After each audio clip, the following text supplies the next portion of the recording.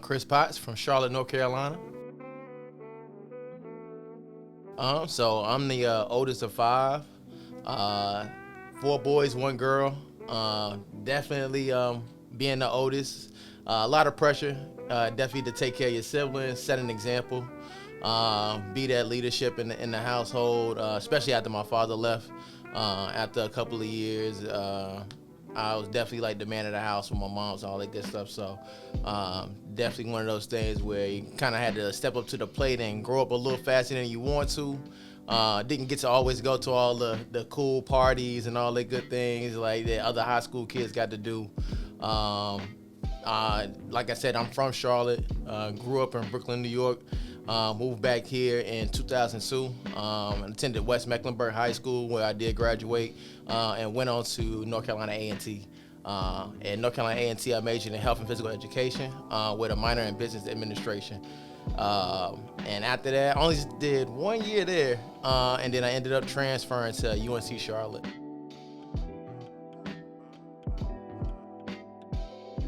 Yeah, I was about 11 years old, man. Around fourth grade. Fourth grade is when my parents split.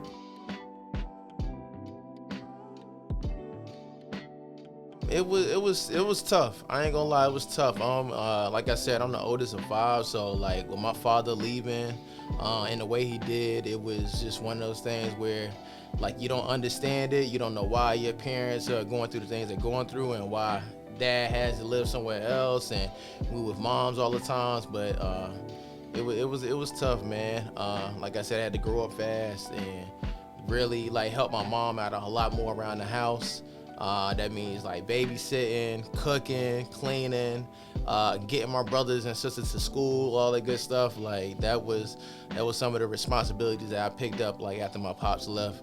And it really wasn't something that I was mad about. Like it was just like, man, hey, like he's not here. I got to help my moms out. And my mother, like she did everything she could to make sure like she deflected any kind of like bad things that she feel like could have came from us not having our pops around, and even like some of the like living conditions we had, man. Like it was times where we didn't have food, we didn't have running water, lights. I did stay in a shelter for a year one time, so definitely, man, like went through some trials and tribulations and stuff, man. But like my mother, like she was really that rock that we were able to like lean on and really like get that guidance and support and love from. So.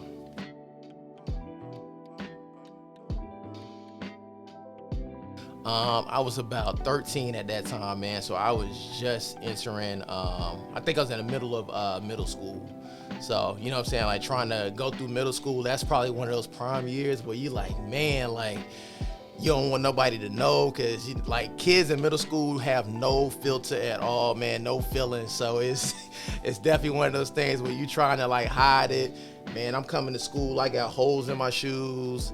You know what I'm saying? I don't have the freshest gear on all the time and all those things. So you really just, you looking what other kids got. So it was tough in school, man. School was a little tough. What school were you At that time, oh man, I think I was at like PS 193. It was in Brooklyn. I might be wrong. I could be wrong. But yeah, it was in Brooklyn at the time, so it was a lot of back and forth, because the summers I would come back to Charlotte, but during the school year I'm back in New York and all that good stuff. And those can be two different. Like Charlotte back then was a lot different than it is now. Definitely a lot more slower pace, and then like you going back to New York is boom, boom.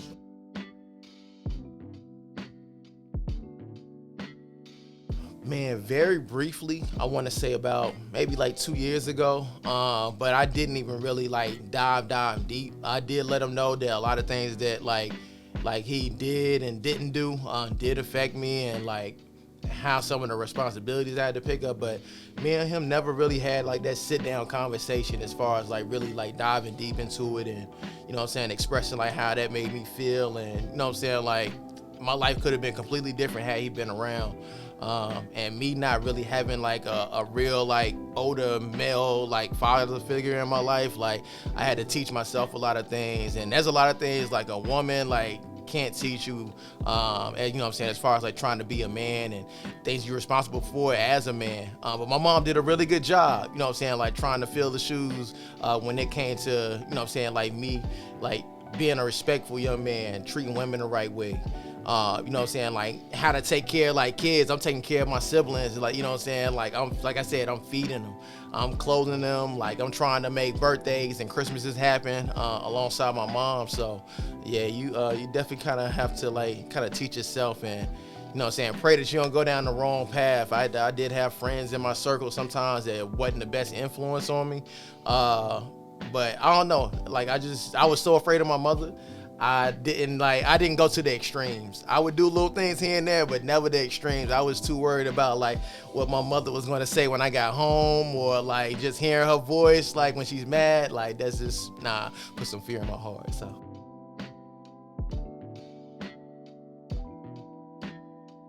So my mom's, man, my mom, she's the oldest of 3. She has my aunt, Colette, and my uncle, who is the youngest, Charles Potts. But my mother, man, like she, one of the sweetest people on this earth, man. She'll give you, like, my mom, she could have $5 in her pocket and she'll give you at least 3 of them. My mom was that type of person, man. Even when she didn't have it to give, my mom always gave. And she still does give. Like my mom, like she's a wonderful person, has a really like a great heart, like a big heart, like even for people she doesn't even know. Like my mom's like really that person, like you hungry and you need food to eat, my mom's like she's making you a plate. Even if she can't make you a plate, she's like, you know what I'm saying, like she's gonna figure some way out to like make sure you at least get a warm meal that night. And my mom, she's just one of those people, like very positive, very optimistic.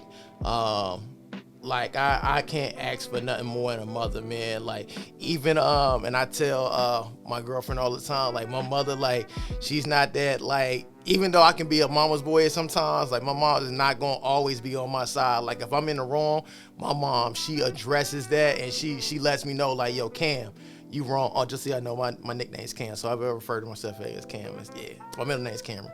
But my mom is always like, she believes in doing the right thing, saying the right thing, be upfront, be honest with people, and have a lot of integrity about yourself. People gonna respect you a lot more when you're honest. And that's my mom. She just has those core values, those core morals. Things that like I feel like every like young person should like be instilled with through their parents.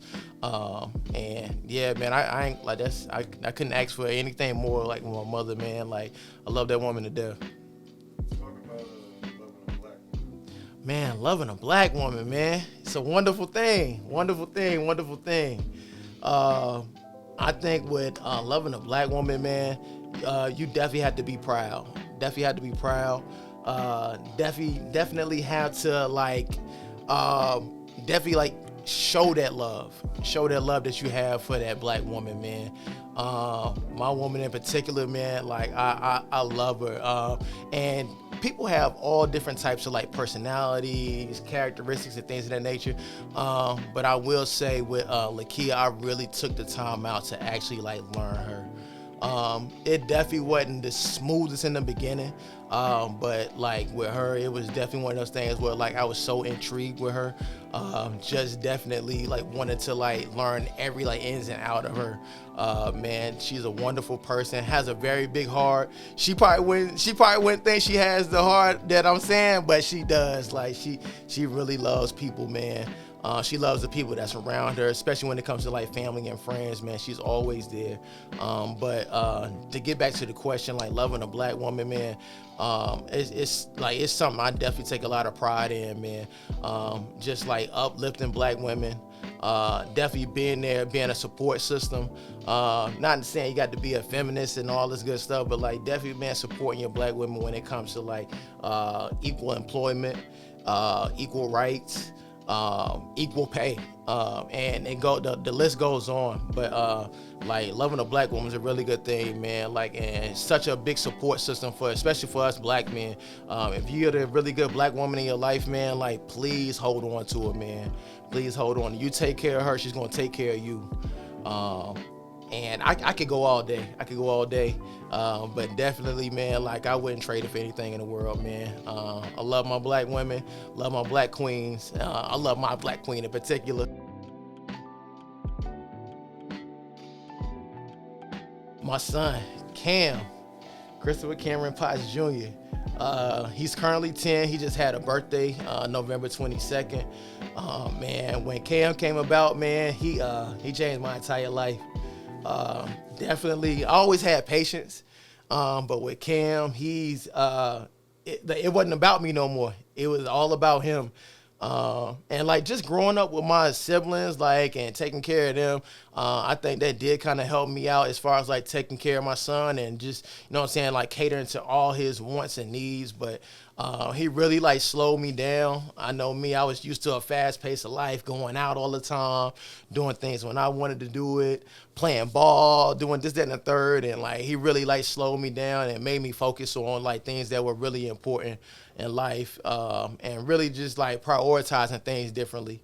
As far as like saving money, I know in the black community, that's just one of the things that sometimes you're not always taught, financial literacy and all that good stuff. So like just with him, like it definitely like instilled some values that I wasn't taught, that I had to kind of teach myself. And with him, I just want to make sure I give him like those core values and core morals as well. And really just, man, I'm just proud to be a black father.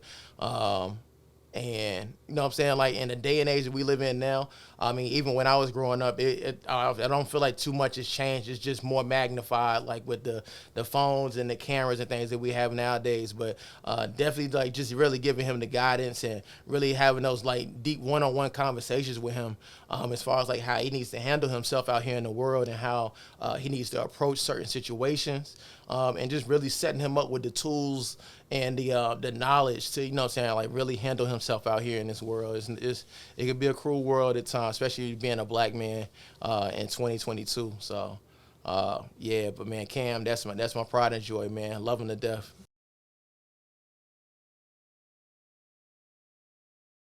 Man, I feel like I have a responsibility of really like showing the youth, showing young black men how they really need to carry themselves nowadays, and really like any life. I don't like to speak on things that I personally haven't gone through or don't know anything about. But anything like in my life story that I can help out any other young black man to not make like certain mistakes or go down certain paths. I like to use my story as like a guide as far as like trying to like help them make the right decisions and letting them know that like everything, you don't always have to play ball. You don't have to make music, things of that nature. Like you can go out and do these other professions. I know like when I was in school, like if you was a bookworm or a nerd, you was like looked down on.